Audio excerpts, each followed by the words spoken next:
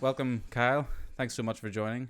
Yeah, thanks for having me. So I was just saying there before we got started recording that um, I was so glad to get someone from Babylon B involved because it's kind of something I wouldn't say I grew up with, but it's been around for a while and it's been like just kind of an ever present, uh, just humorous point of view on the world and on Facebook and on the internet. So when I was thinking of people to interview that have a really interesting perspective on, I guess, where faith meets the political world and the world of humor and all those other intersections.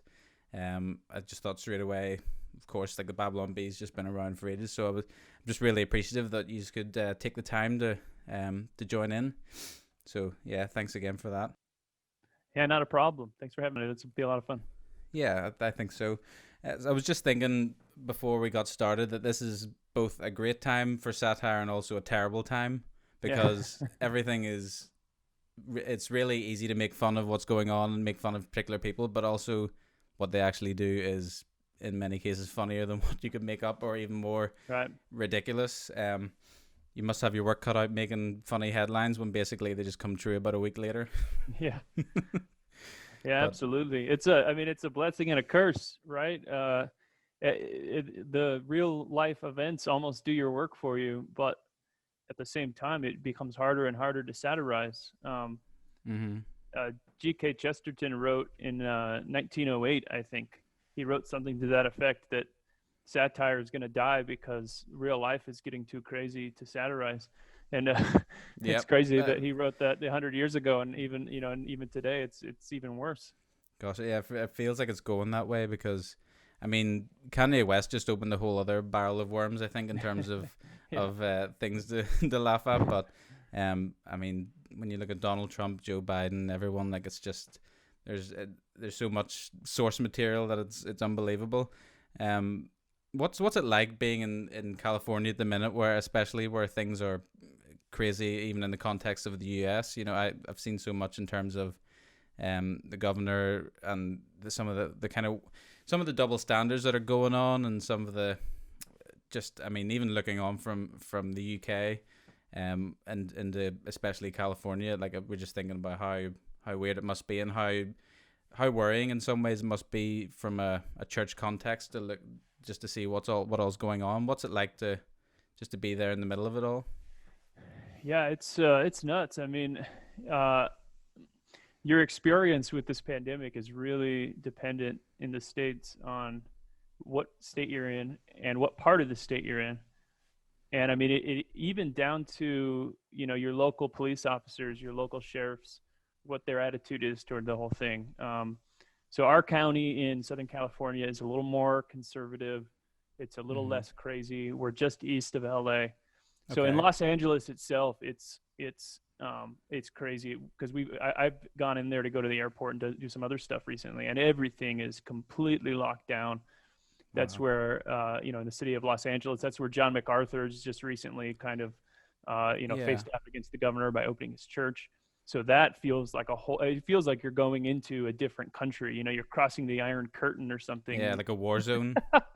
Yeah, it does. It feels like you're going into some occupied territory. It's nuts. You I can't go mean, out to eat. You can't do anything. And over here, it's been a little looser. But I mean, yeah. even then, the toll it is taking on our mental health. Just to have uh, you have the governor lock everybody down and then say, "Oh, Mm-hmm. okay, it's not so bad," and then kind of loosen the lockdown. And Yeah. then we went on What's a trip to Florida, and while we're there, back in California, they locked everything down again. yeah, So it's it's crazy. my wife is a hairstylist, and Mm-hmm. to be told all of a sudden, you run your own. You're a business owner. You run your own business. You buy your own stuff. You schedule your own clients, and all your income is gone. And then a Mm-hmm. few months later, no, now you can open back up. And then like 2 weeks later, to say, oh no, you have to stop again. Like the governor obviously has no understanding of how hard it is to like start up a business, Yeah. schedule clients, buy things, things that expire, and then you have to throw them all away again and restart. They just think it's Yeah. this on-off switch that you can just turn on and off, and it's not like that. It's very clear that people in government, a lot of them have no experience in what Mm-hmm. it means to run a private business. So, Well, but who's the governor trying to serve in all this? Who's he? If he's obviously, if it seems like he doesn't understand the working man and the business owner, then who is he? Is it all for optics, or what's going on with with I that? mean, it's a difference in philosophy, right? Because from a more progressive perspective, the government is responsible and policy is responsible to create as much safety as possible. Mm-hmm. And so from the left's perspective, if you don't do anything, then you're responsible for anything that happens, as the governor, as the government. So it's just they just try to do something. Yeah. And we see that no matter what the crisis is, when we deal with gun violence, when we deal with gun violence here in the US, that's what the left is always saying is, the government has to do something. And it's like, Mm-hmm. well, what? Like, what do you want them to do? What practical steps? And there's Yeah. sometimes there aren't practical steps. Maybe there's not an easy answer, but for them, it's like we have to do something, or we're responsible for whatever happens. So that's Mm. what it feels like. Is they're just making arbitrary decisions to make it look like they're doing something, I guess. Yeah. I was listening to your interview with Dan Crenshaw, and it was interesting to hear his perspective. And I heard him on Joe Rogan as well, talking a little bit about it. But just the thought of, I mean, there's a difference in perspective in terms of, why do we need the government to tell people that they can't go into a restaurant instead of them feeling if they're comfortable to go Right. and take the risk they go, if they're not comfortable they don't go. And I mean, I understand, especially in the UK, there's a perspective of you're doing it to protect the elderly and the vulnerable. People here were advised to stay indoors if you were elderly or you had an underlying health condition that was fairly serious.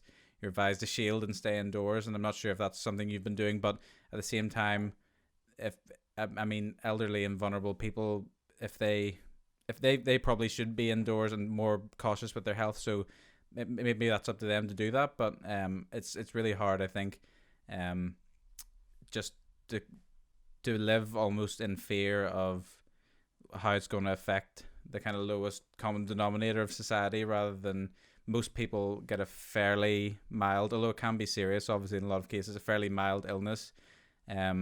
And if they're willing to take the risk, I guess, of doing that, maybe that's the way forward. But I'm kind of undecided on what's the best way to proceed with that. But it's interesting seeing how so many different states, so many different countries have handled the situation. But is it worrying for people, I guess, on the conservative side of politics and of opinion?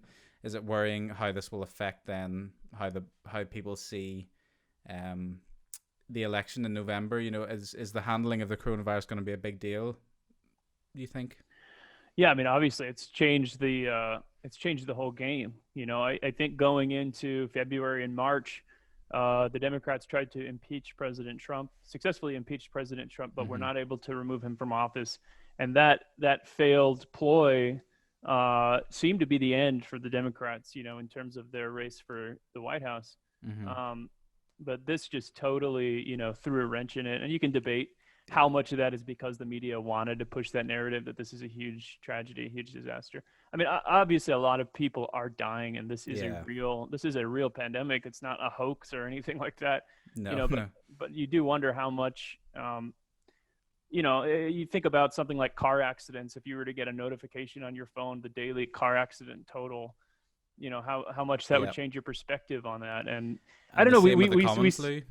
Yeah, with the flu or any other, heart disease, any other cause of death, Mm-hmm. and we don't get that. And obviously, this is a very severe spike in deaths with the coronavirus causes, and it's a very serious issue right now.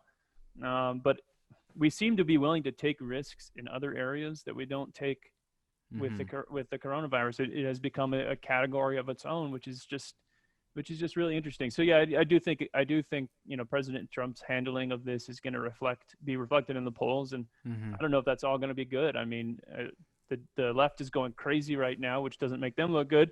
Yeah. It seems like every time Trump opens his mouth, he gets into more trouble.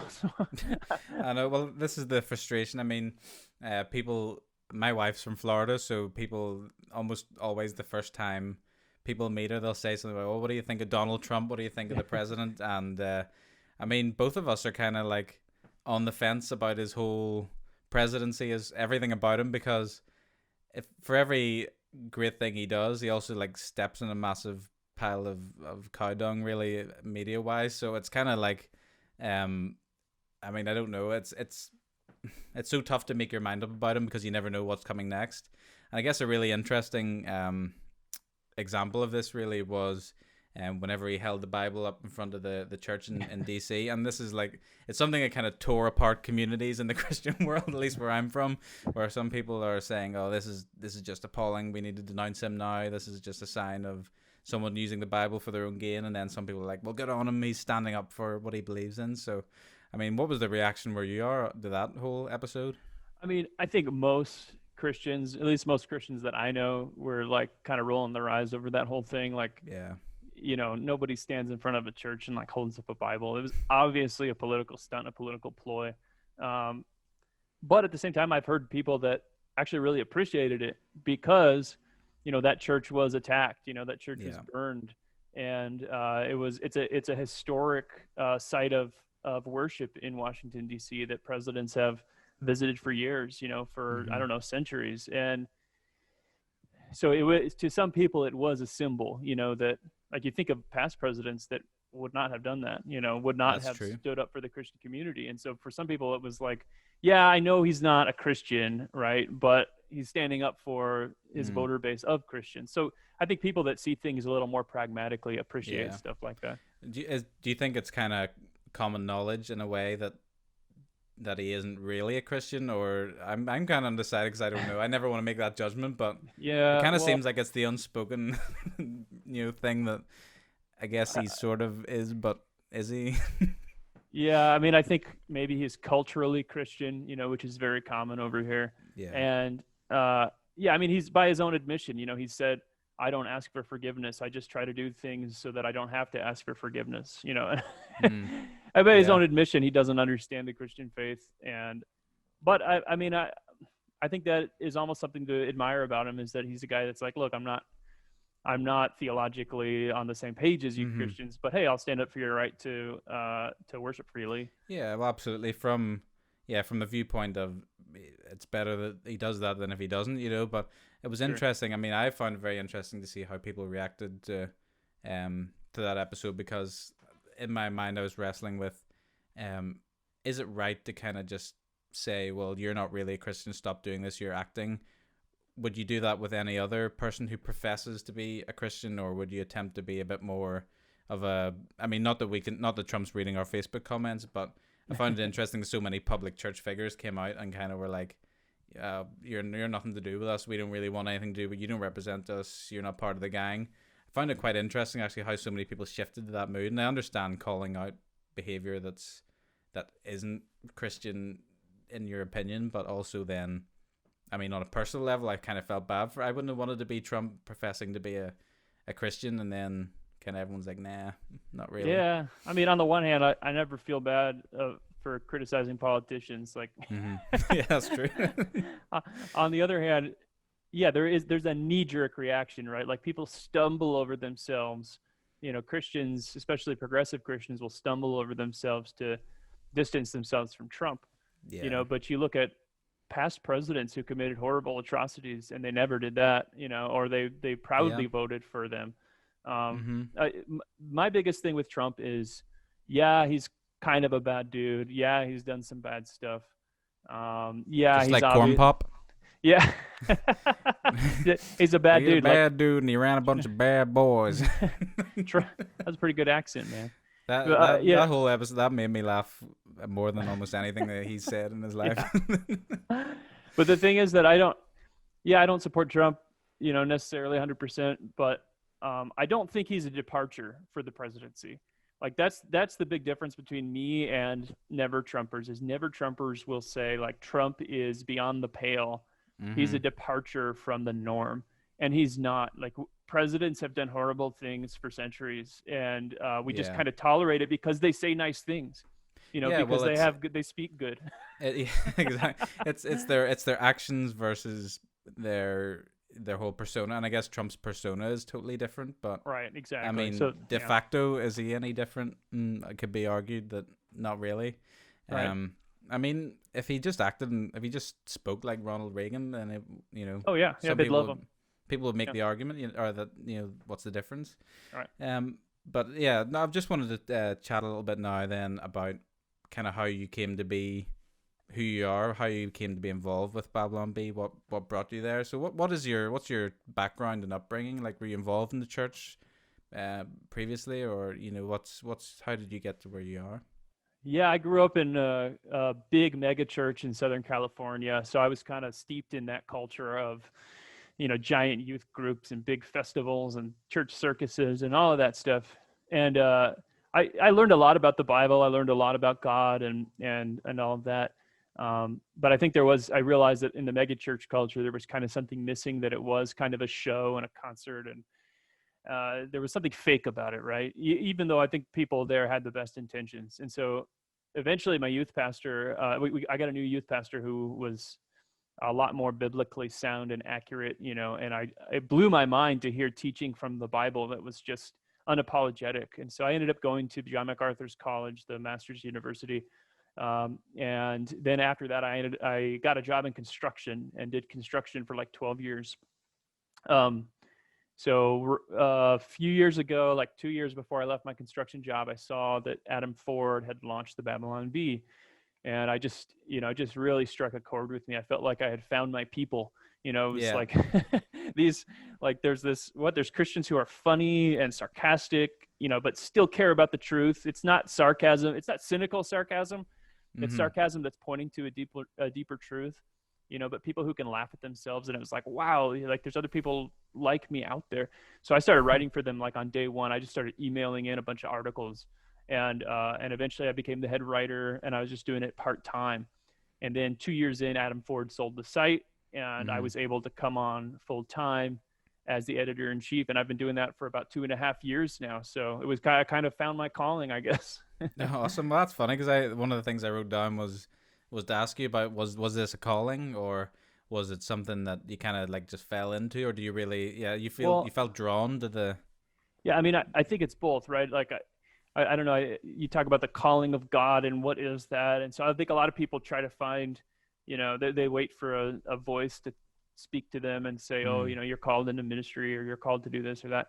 And I don't think you necessarily hear that, but I do think that you listen to the passion and the calling and the gifts that God has given you, mm-hmm. and then you go do things that are, In line impacting with people that. for his kingdom. Yeah, in line with that, within his will, there's this, there's a lot of space for you to do something, and I think within that you will find God's will if you're acting in accordance with his word. And Mm, that's kind of what I did. And I think God sovereignly just kind of ordained that I would end up here, mm-hmm. through no planning of my own.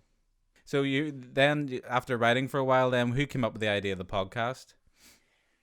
So one great thing about when the site got sold is that we were able to launch a subscription service. So now people can pay at a minimum of $5 a month and support us. Mm, And so through that, it just exploded, and we were able to bring on. I was the only full-time employee. So for a year I was doing it by myself. We had a few mm-hmm. contributors that were sending in ideas and brainstorming, but for running the site day to day, it was all me. So we were able to bring on Ethan Nicole of Mm-hmm. Axe Cop fame to write for us and do photoshops and all of that. Mm-hmm. And he was able to, through that, he took on the lead of doing the podcast. And so that went hand in hand with the subscription service, because we wanted to kind of give the feel that people could look behind the curtain and see who was Mm, writing these jokes that they liked. And it's kind of the idea that if you had a favorite funny TV show or movie that you liked, if you could listen in on the mm. writer's room, and as we kind of just talk about life and joke around and write jokes. Okay. And So so that's that's kind of what the idea. that's what subscribers get then. They get the kind of behind the scenes look Yeah, on so things. the podcast is free, but subscribers get the subscriber lounge. We Oh. paywall off a portion of the podcast, where we do go a Mm, little more behind the scenes and more, yeah, what's going on and what's going on with the yeah. business and all that. So yeah. Awesome. Yeah, I only actually discovered the podcast fairly recently. Hmm. Something I kind of just stumbled upon just as I was looking through the website, but um, it was interesting just to see how many people that you actually had interviewed, and and people like Dan Crenshaw and Dinesh D'Souza and fairly big names. That are these people that knew your site beforehand, or do you still have to do a bit of work to sort of convince people to come on? Yeah, it depends on the name. Some people we can get on right away, and some people are harder to get a Mm. hold of. I mean, you know how it is trying to get a hold of people. Yeah, yeah. uh, Honestly, yeah. uh, but most of them know what the Babylon Bee is, and then Mm. when you tell them that we have a podcast, they're like, "Wait, what? Like, how does that work? Because is it satire? Is it real? So Yeah, that, that's it's the a bit of biggest. both. Yeah, it's a little bit of both, and so that's the biggest challenge is especially people who are like PR people or they're tied with some brand and Mm-hmm. they don't want to look dumb if we're asking dumb questions. And so that's the hardest part is Yeah, trying to convince people, hey, we're not going to make you look stupid. We're just trying I to have a mean, little bit of fun. So you talk more about Dan Crenshaw's eye patch than I've ever seen yeah, anyone else talk. so he was great. He was a great interview because he was able to have a lot of fun, and Yeah, and he didn't get all offended when we started asking him who his eye patch guy was, or yeah. Well, hey, I mean, he kind of had that all dragged out in public anyway with the right, Saturday Night Live ordeal. So I think everything's a little bit easier than that probably from now on. yeah. He can probably take it. Who's your favorite person that you've interviewed? Oh man, the dream of mine was interviewing Ron Paul, so that was amazing to Wow, get to interview him. I haven't Uh, seen that one actually. yeah, that was amazing. He was a little more straight laced, like he didn't, he wasn't really. Yeah. We told a couple of jokes, he didn't really get it, but I don't know. Some of our best interviews were kind of lesser known people that are just really good Mm, conversationalists. We talked to Kosti Hin, who is Benny Hinn's nephew, who came right. out of the prosperity gospel movement, and it was absolutely fascinating Yeah. for him to kind of pull the curtain back on what went on at all those healing crusades, and Was that was probably my favorite interview. So was there a curtain to pull, if you know what I mean? Was there like a lot of stuff that was Oh yeah, it was fascinating. He told us about his uncle. Benny Hinn really does like live the high life. He told us about some of the luxurious stuff he has, and he's hmm got a butler who just dusts his car, wow. um, and then just it was interesting because the biggest question we had was, does Benny Hinn actually believe all this stuff, or is he just doing it for the money? Yeah.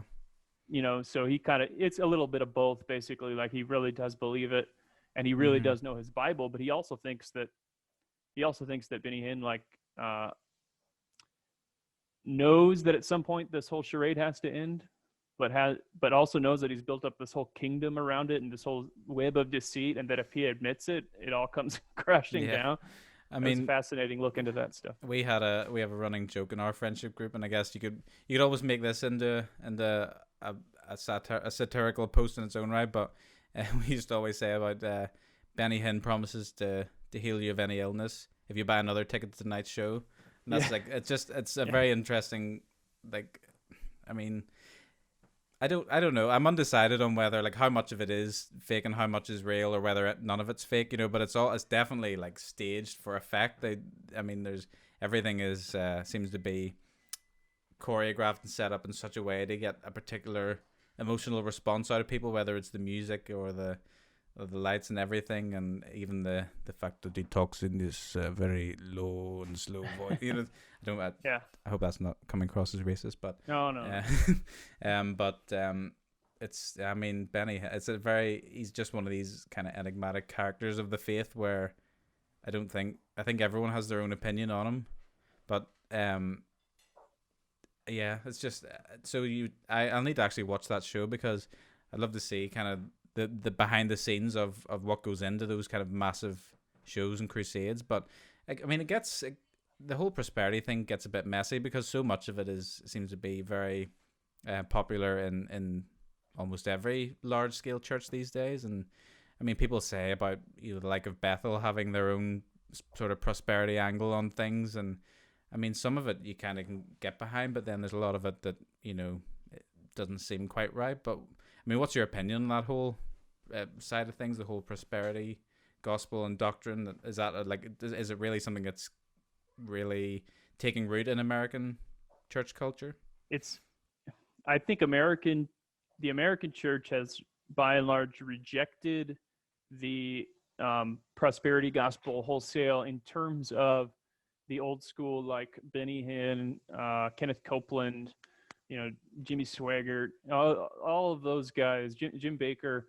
Uh, we have, we just relentlessly mock the televangelists because it's so obvious what they're doing. But the American church has swallowed swallowed a lot of their philosophy unknowingly and unwittingly, because we do, in a lot of ways, we do feel like God owes us health and wealth and prosperity, even if we don't go to the extremes of, like, I can name and claim a Lamborghini or something. Yeah. I think we do start to feel like God owes us, and that's almost more dangerous and more insidious, I think. I've heard a lot of people, particularly Americans, saying things in church settings. Saying about speaking things out. Even that phrase is something that's definitely not common in Northern Irish church culture for sure. But the thought of speaking things out turns them into reality somehow. And if you like, even if you were short of finances, this whole idea of, like, if you speak it out, it becomes more. It'll happen more than if you're just praying normally about it. It's something we never came across, but I've heard a lot of it, and especially from Americans that have either moved over here or that I've encountered over there. But that's just, yeah, I think you're right about it being insidious. It seems to be something that's kind of creeping in, but luckily it's yet to have infiltrated the UK church scene, so I'm kind of glad about that. But it just, I mean, I've come from a small church background, so I'm not used to the mega church side of things, and I don't think where I am there are very many of them. Northern Ireland's a fairly small place, but how did you find then? You grew up in the kind of mega church setting, but then did you decide to move into a smaller church setting after that, or do you now go to somewhere smaller and more intimate in a way? Yeah, we kind of had a little journey, where we went through all the different kinds of churches in a lot of ways. So we've done the small church thing, we've done the medium church thing, we've done the mega church thing. I I think when I first came out of the megachurch thing, I was very anti megachurch. Like, I probably fairly legalistic on it. Like, would have said churches above 300 people are sinful, or something, Wow. or something dumb like Yeah, that. my But church doesn't have a problem there. yeah, yeah. So, and I came really to appreciate the small church, after growing up thinking that anybody in a small church was doing it wrong. hmm And I've kind of come full circle where, like, I recognize that there are different methods to reach different areas and different people. I don't think we should ever compromise the gospel, but I also don't want to be legalistic about the type of church that someone attends, or the exact leadership style or method. There's some that I think are more biblical than others, but yeah, so I kind of landed at smaller churches generally, but yeah, I really don't think there's an issue with larger churches necessarily.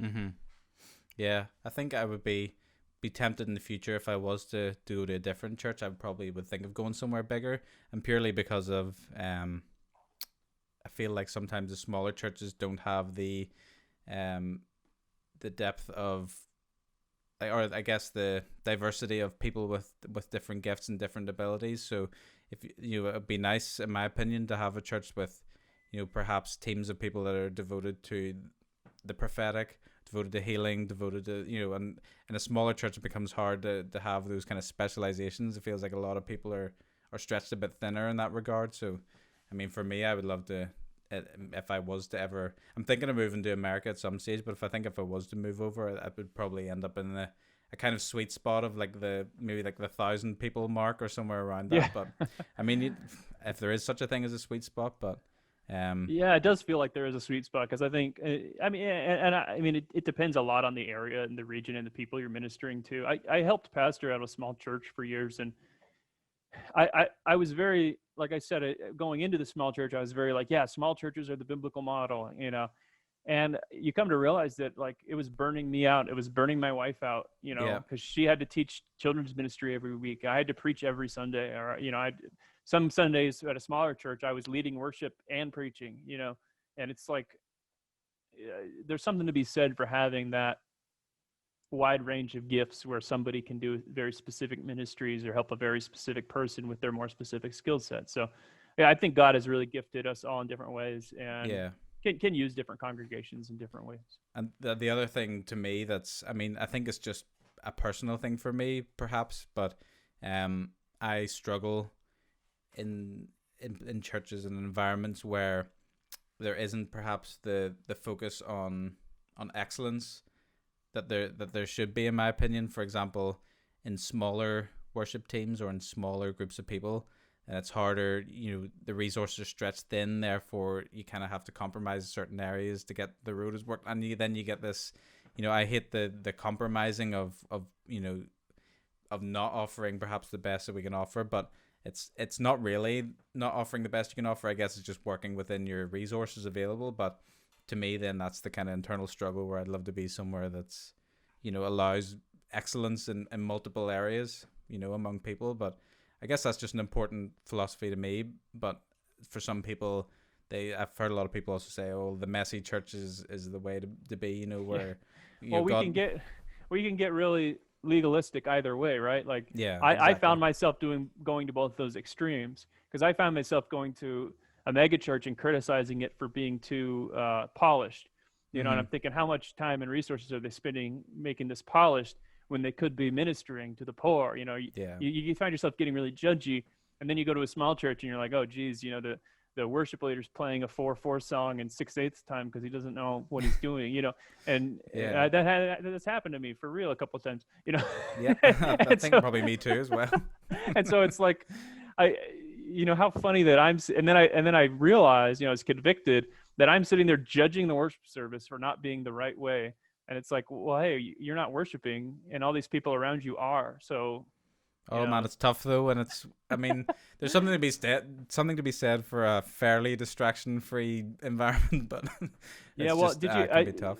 one time C.S. Lewis wrote about the beauty of corporate worship is that he would sit next to an old man with I forget what he said, an old man in old crusty boots, and Yeah, the old man would be singing off key, and he'd be in his mind he'd be criticizing how bad this music is and how bad how bad this singer is, and then I think that he said the thought struck him that he wasn't even worthy to tie this man's shoes, because yeah, this guy was sitting here worshiping in spirit and in truth, and he was sitting there judging him.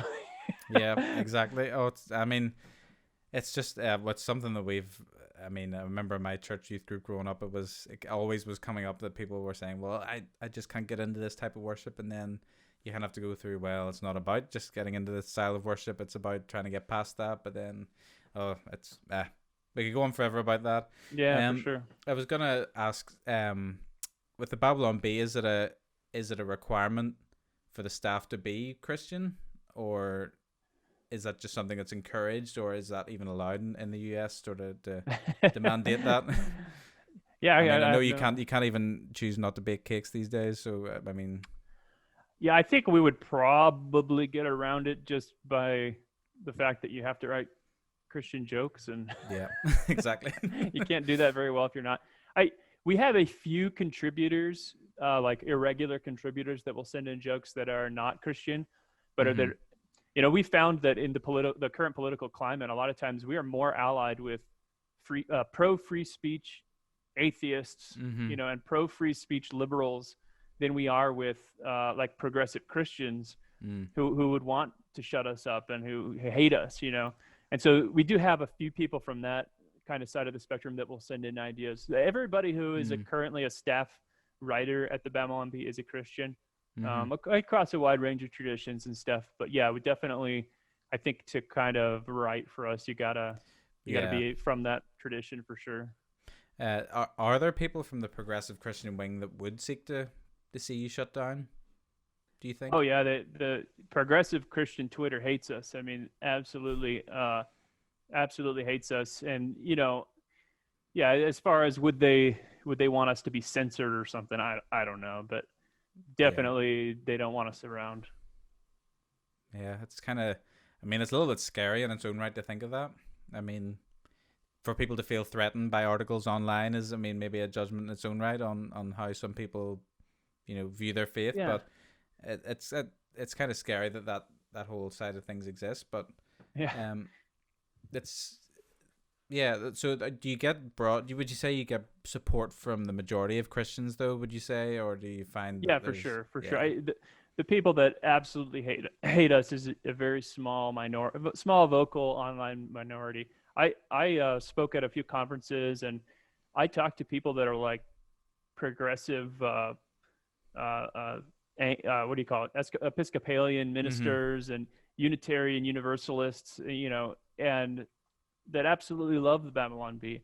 I Mm-hmm. talked to a lot of progressive Christians that absolutely love the Babylon Bee, and because they understand what we're trying to do is take a lot of the anxiety and angst out of modern events and Mm-hmm. the news. And really, the best articles that we write really take the wind out of both sides. That's the Yeah. goal, is to help.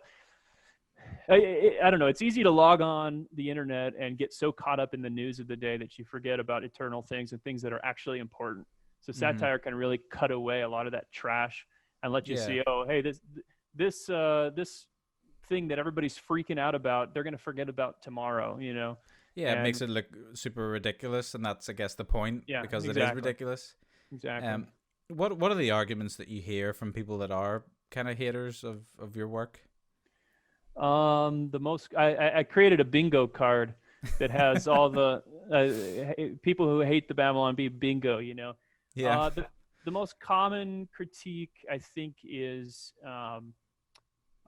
satire is supposed to punch up, not down, Right. right? So they'll say you cannot make fun of LGBTQ issues. You cannot make fun of Democrats because they're standing for LGBTQ issues. So the whole thing gets Mm. very absurd because now you're writing rules for comedy that you can't make fun of this group because they're a protected Mm-hmm. class of people. Well, how privileged is that to say this group you're not allowed to make fun of? Mm-hmm. And and Yeah. especially when it's a group that controls Hollywood, and controls Exactly. our cultural conversations. So anytime somebody says, oh, you cannot make fun of that group, that's a prime target to make fun of. Now, to be clear, we never want to make fun of the struggles of people who struggle with gender dysphoria. We never want to make, Yeah. because there are some serious issues there. We try to make fun of the ideology to Mm-hmm. point out the absurdity, and I think that's never off the table.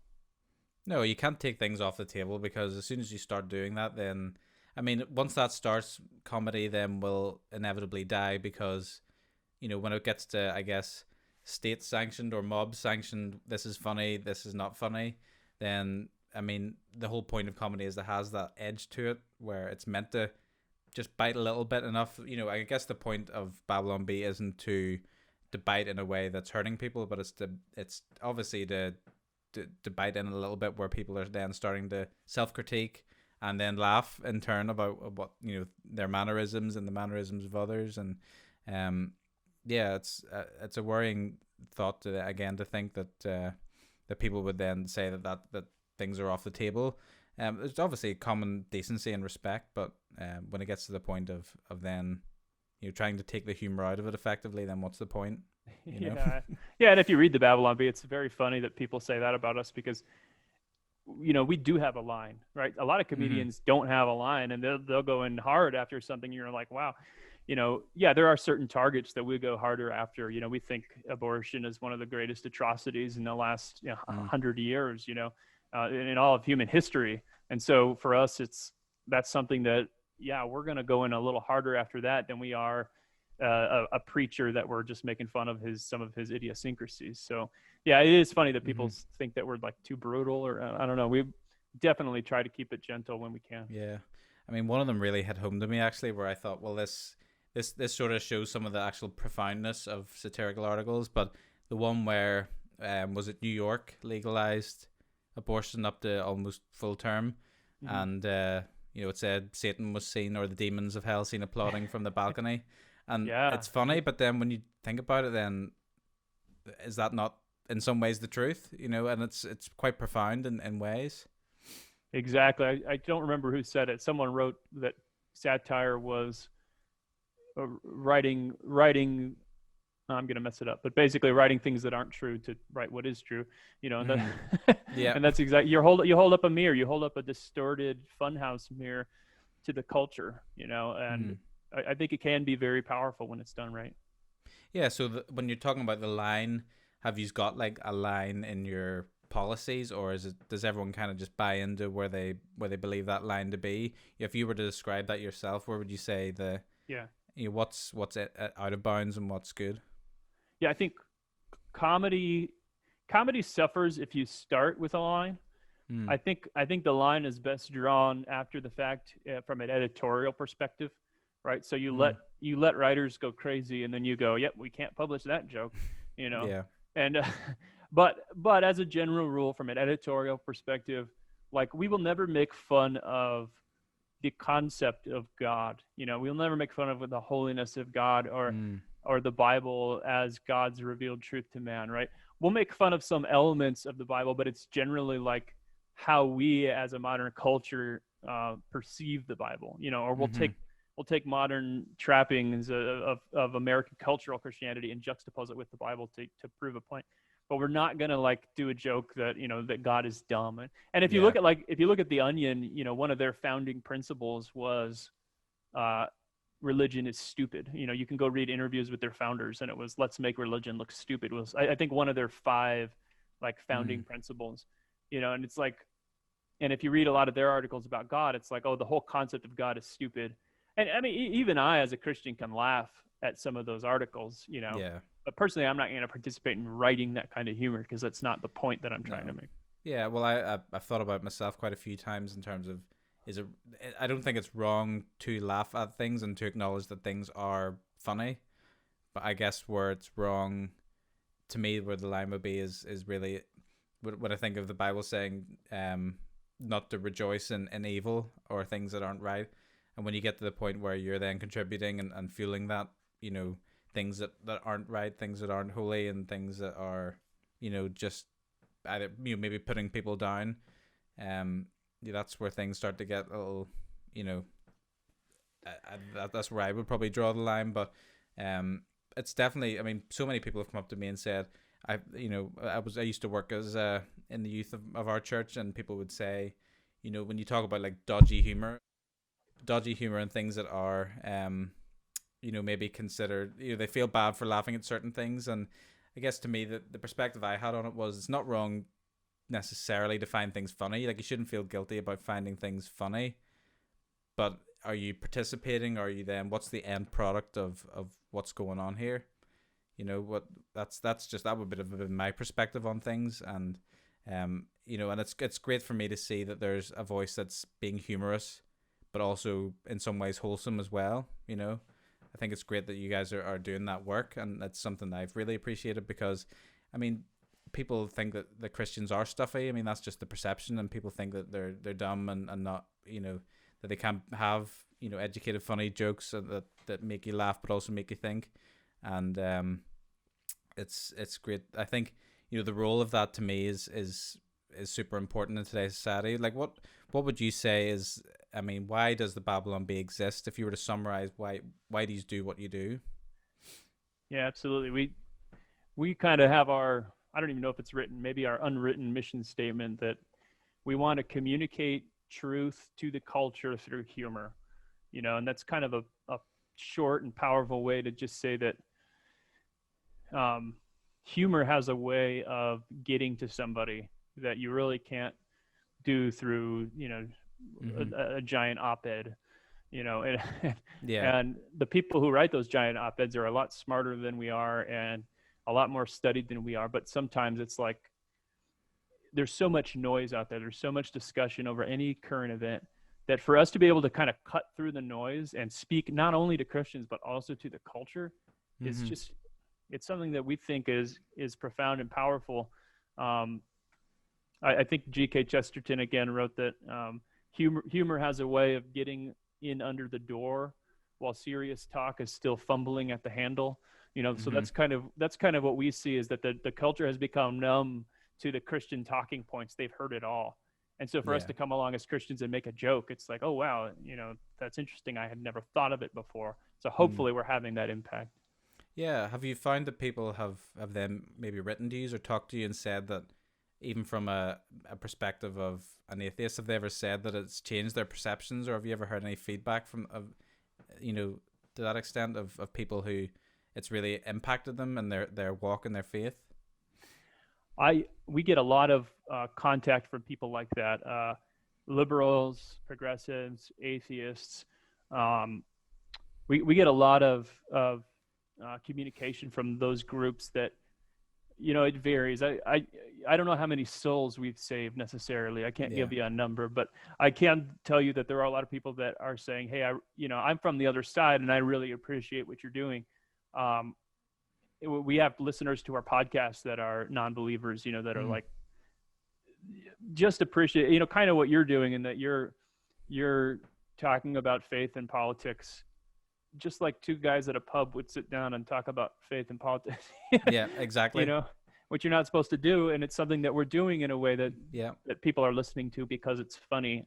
And so we get that a lot, and I think that is more powerful than we realize, because it is planting seeds where people are now talking to Christians that normally would have just shrugged you off. I totally agree. Yeah, I totally agree. And it's also, I mean, you're doing a lot of work, I guess, in the realms of the preservation of free speech. And I know you've had your battles with the like of Snopes. Like, have you found this kind of encroaching danger from those who maybe see that satire as harmful, or spreading fake news, for example? Is that tough to deal with? Yeah, the biggest threat comes from big tech in conjunction with the mainstream media, or the corporate press, as Michael Malice calls them. The corporate press that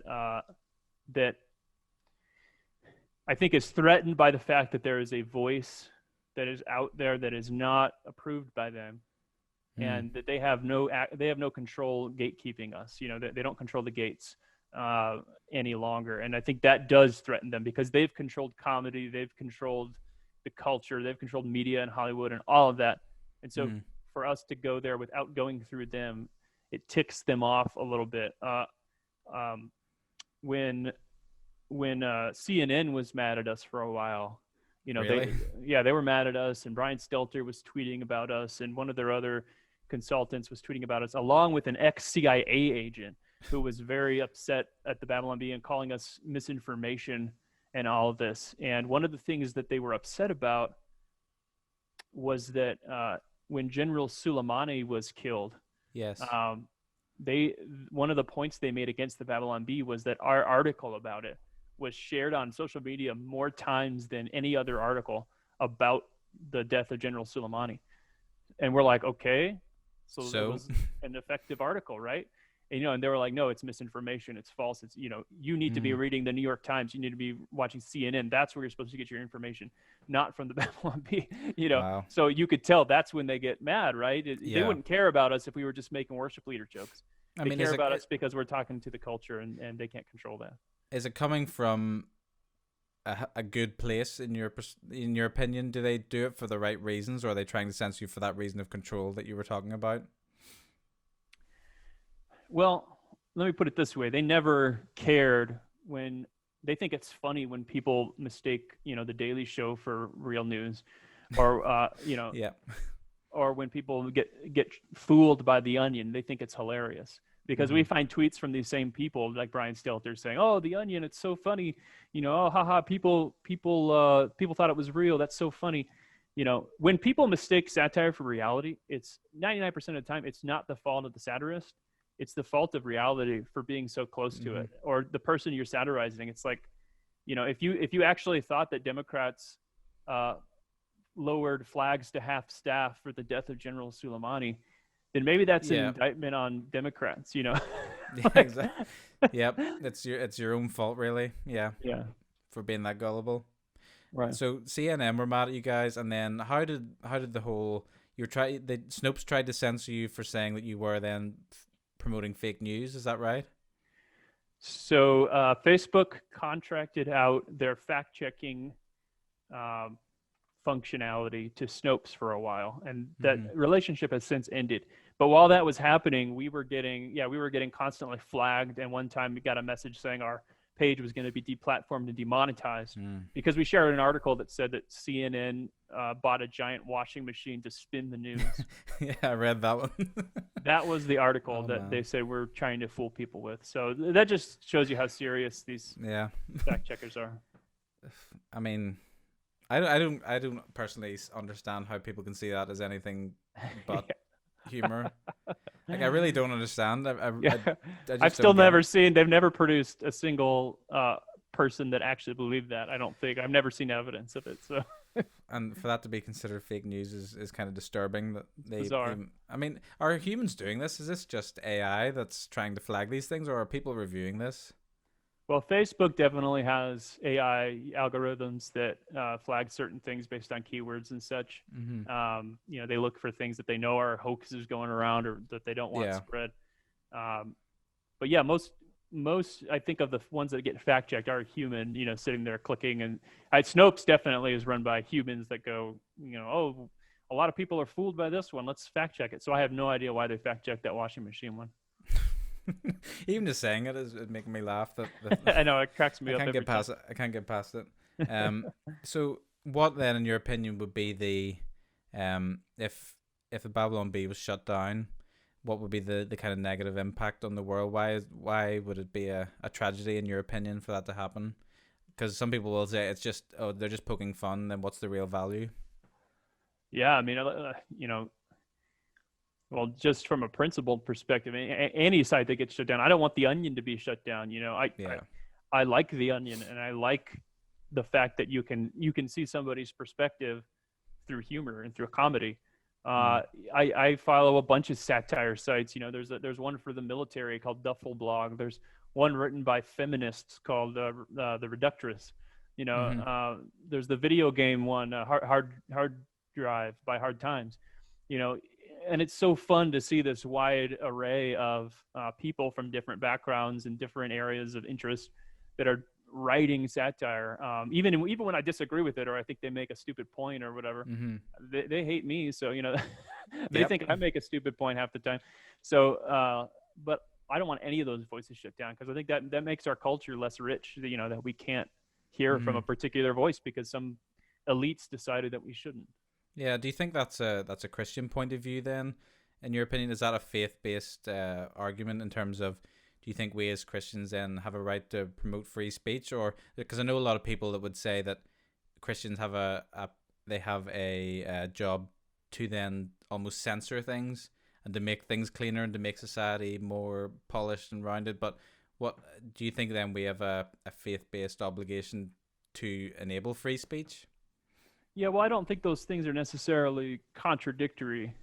Mm. We can say on a personal level, like I hope the Babylon Bee makes society more Christ-like in a lot of Mm. ways. Like I hope it elevates that level of discourse, and I hope it impacts people to where their minds start to change and their hearts start to change.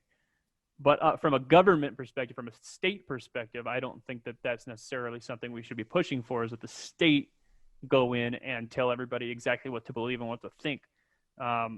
So I mean, and I think if you just look at the history of free speech and who pushed for free speech, it comes from a very classically liberal Mm-hmm. Enlightenment era roots. That Mm. that stem from Judeo-Christian worldview and perspective. So I do think it is free speech is a Christian idea, and liberty Mm. is a Christian idea that Yeah. that on which America's built our society and Western civilization has been built. I mean, I totally agree on that point because, um, people. I mean, there's a lot of debate on the whether freedom, liberty, the freedom to do wrong, I guess, is a Christian point of view. And when people when I talk about this with people, I kind of go back to the very very beginning of the Bible, and the very first thing, possibly the first value that God imparted to man was the freedom to do wrong and free will. And if that's good enough, if God saw fit to then give us the ability to make mistakes because he knew that it was there was a greater purpose. He didn't want people to be robots. He didn't want people just to walk around pre-programmed to do the right thing. There is a purpose to freedom and free will, and to me that Christians I think I have an obligation to promote freedom and free speech um because of that value that God gave us. He gave us the right to do wrong. Therefore, we should also be as open as possible to allowing people to make their own mistakes within, as in not in terms of not to be ridiculous and go and say people should be able to go and do whatever they want and go and kill people or whatever, but we also, I think we have an obligation to allow people where it doesn't affect others to make their own path in life, whether they're doing right or wrong. And as soon as you start to force things on people and start to say, well, the more restrictions and the more legalistic, because there's such a big debate in Northern Ireland at the minute, because our main political party is what they would say they're a Christian party that have Christian ideals. For example, on they don't support the like of gay marriage. That's something that wasn't legalized here until I think very recently, perhaps in the last months. But then it raised the question: who are they benefiting them by holding that up for the rest of society and not allowing them to make mistakes that perhaps don't harm anyone but themselves? And is that then damaging the witness of Christians to say, when they're looking at people who are then withholding that from other people? Does that then damage their witness? So it's an interesting thing that's continually come up in our culture, because just merely because our largest party claims to be a totally Christian party with Christian ideals. So I don't know. I think that it's dangerous then to start to kind of lord over what people do in their own lives. Yeah. I mean, there's limits to that. Obviously, we all think that government should ban murder and rape and abortion, right? I mean, we all don't agree on that, but so there's obviously limits to it. But I mean, truly from the Christian worldview, from a biblical worldview, everybody is created in the image of God, and so even if they're mistaken about who God is, they have something to contribute, and you can learn something from them, and they're worth hearing, and they're worth respecting as a person, and that's not something you get from other worldviews. Yeah, true. I agree. If someone was to come up to you and say that it's not very Christ-like to poke fun at others and to perhaps mock other people, what would your response be to that? Yeah, it's a good question. Let me answer it kind of in a two-part fashion. First of all, I think we do need to be careful with that, right? Because it would be easy to just fall into mockery as like a default, the default mode of responding to people. So I don't think that would necessarily be healthy. When C.S. Lewis wrote the Screw Tape Letters, he said he didn't ever want to write anything like that again, because after a while he started to think like a demon, Yeah, gosh. And it's true, if you write in that voice too much, you do need to take a break from it, because you don't want to. I think satire is weak if it deconstructs everything, right? You need to have something that you're pointing towards, and not just the cynical, everything is stupid, let's tear down everything, tear it all down. That's cynical and hopeless and bleak. So on the one hand, I think we don't always need to mock. On the other hand, the prophets constantly mocked. Jesus mocked his opponents. Paul the apostle mocked the Judaizers. So I think that mockery is one of the rhetorical tools that God has given us for communication. It's not the only tool, You don't only want to do that all the time, but I do think that it is something that can be useful and can be valuable. Yeah, you could say it's satirical, that the question of he who is without sin cast the first stone. That is in some ways a satire statement, because it's sort of like, okay, go ahead. It sounds like it could be a plausible statement, but when you scratch beneath the surface, it's clearly mocking what they're believing in a way. It's interesting, I guess, to think of it that way, that was a tool perhaps used in biblical times. I guess I hadn't really necessarily thought of it that way. Yeah, Elijah and the prophets of Baal, he mocks their God, and he says, why hasn't your God burned down this thing? He must be in the bathroom. Yeah. Look at Isaiah. He mocks the Israelites for worshiping idols, and he says, the idol maker goes to the forest and chops down a tree, and he has a log. He burns one end in the fire, and he takes the other end and carves it into a god to worship. He Mm. basically says, what if he got the wrong end? What if he accidentally burned the god? Yeah. And he's worshiping firewood. And yeah, and Jesus with the Pharisees is brutal. Calls them a brood of vipers. Mm. He Yeah. says it's easier for a camel to fit through the eye of a needle than for a rich man to enter the kingdom of heaven. You Mm. look at some of his parables. They're just it's full of satire and humor and mockery and ridicule. So it's definitely not sinful in and of itself, but I would caution that that doesn't mean that we always need to be mocking. Mm. Yeah. So it's interesting what you said, that it's easy to fall into that, the worldview of a mocker in some ways. Yeah. Is that something? How do you best sort of check yourself from that? Do you have to then sort of decompress, take a break, or what? How do you? What works for you to kind of Yeah. get out of that? Honestly, like reading the Bible, and I know it sounds cliche, but reading Yeah. the Bible in the morning gives you a really it kind of anchors you in eternity and reminds you like, all right, I'm going to write some articles today that are going to make fun of some people, Mm. or maybe hopefully cause some people to re-examine their views. But ultimately, this little battle that I'm fighting is not all that important compared with God's plan for eternity. And so I think that gives you a lot of perspective, so you're not Mm. so invested emotionally in it. Yeah. And what's your writing process? Like, does everyone there have different processes that they sort of follow to write their material, or what? How do you come up with your gags as such? Yeah, it completely varies. It really depends on the article, on the piece. Some pieces are a lot more collaborative, where we have a current event we need to make fun of, or we got Mm. some topic that we know is big that we want to hit, and so we'll kind of throw it out there in our writers chat and talk about it, and throw different stuff out there. Personally, I write best uh, when I am writing, and Mm. I know that sounds obvious, but um, To sit like down and to sit purposely, down and yeah. actually type out, okay, what am I typing here? What am I, that kind of stuff is definitely that situation is where I find it works for me. Put Mm. the headphones on, blast some music, and type. Yeah.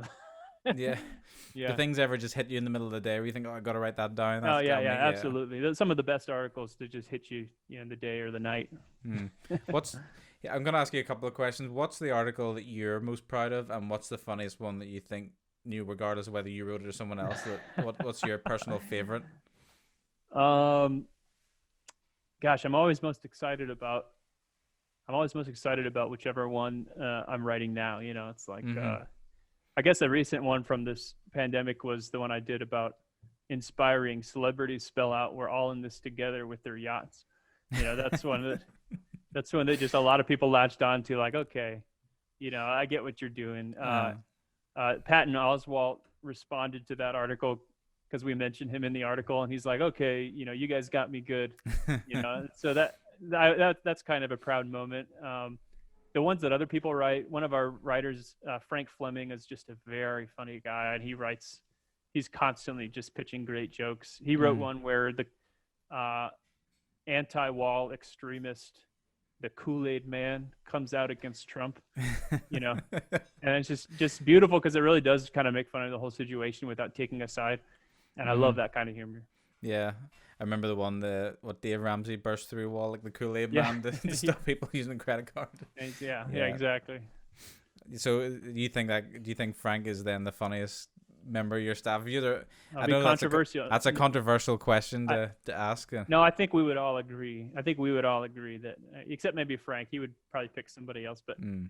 I think we would all agree that Frank's one of our strongest writers, and he's written satire for years, so the political satire and stuff. So Mm. I think he knows that he's got a little bit of a background in it. What's the culture like at Babylon B to work for? Like, what's it like just to be in that environment? It's fun. I mean, we're most of us are scattered all across the nation, so it's mostly like a group that's just Mm-hmm. that's just knows each other online. Although we did just recently meet for the first time at a retreat in Florida, which was great. Um, but uh, it's a lot of fun. I mean, people always say like, I would love to work at the Babylon Bee, but you do, you understand, you got to understand that it is work.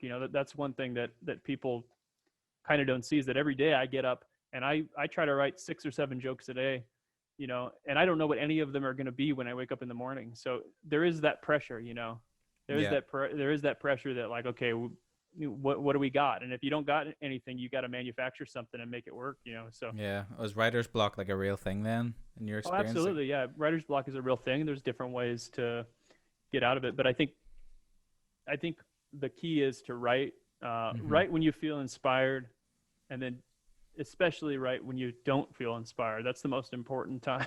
Yeah. That's the most important time to write. Is there like a weight of responsibility then? I think as you're the editor obviously, but just as someone who has an important role in society, then do you feel that weight of we have a job to do in a way, we have a role in Yeah. society? Yeah, for sure. You feel like, I don't know, you feel like you don't want to let people down because, there are so many big names that like the Babylon Bee, and there's so many people out there that count on us, in a way. It feels like they count on us, or they're always going to bat for us, and saying, hey, the Babylon Bee is great. And like when Snopes was coming after us, or when CNN's coming after us, they stand up for us, So it feels like, Yeah. hey, I can't let these people down. Like they're Yeah, they're rooting for you they're rooting for and us. So, relying on you in some ways. Yeah. yeah. So yeah, for sure. Absolutely. Well, I mean, I'm certainly rooting for you as well, because I think, like I said, it's such an important thing for me to see people. I mean, not just Christians, but especially Christians being able to have a humorous point of view of things. And I think sometimes the humor can get lost in situations that can be, that are serious and profound topics. And I think the vehicle of humor to then to help people to reflect on both themselves and society as a whole. I think it's a really important vehicle for that sort of process of. I mean, in some ways it can be used for healing. In some ways it can be, just growing in your own walk or growing in your own points of view. So to me, it's what you do is super important, and I want to take the opportunity to thank you for being, for sort of heading that up in ways, but also for, for helping others, enabling others to do that. So yeah, I just wanted to take that opportunity to say that. Yeah, thanks a lot. I think what you're doing is great, and we need more people that are just doing what you're doing and going out and communicating what we believe to people. So yeah, Well, I appreciate what you do too.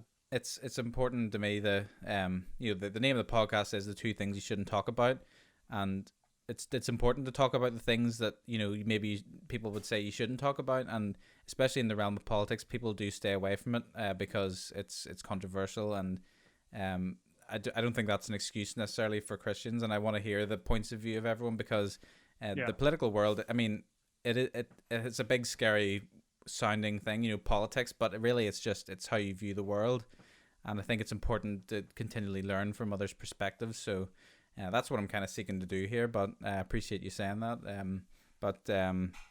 Yeah, thanks so much for joining me, and yeah, just keep doing what you're doing, and I hope you know that there's so many people from the religious world that are rooting for you all. Oh, thanks, man. I really appreciate it. Yep. So thanks so much, and yeah, God bless. God bless you.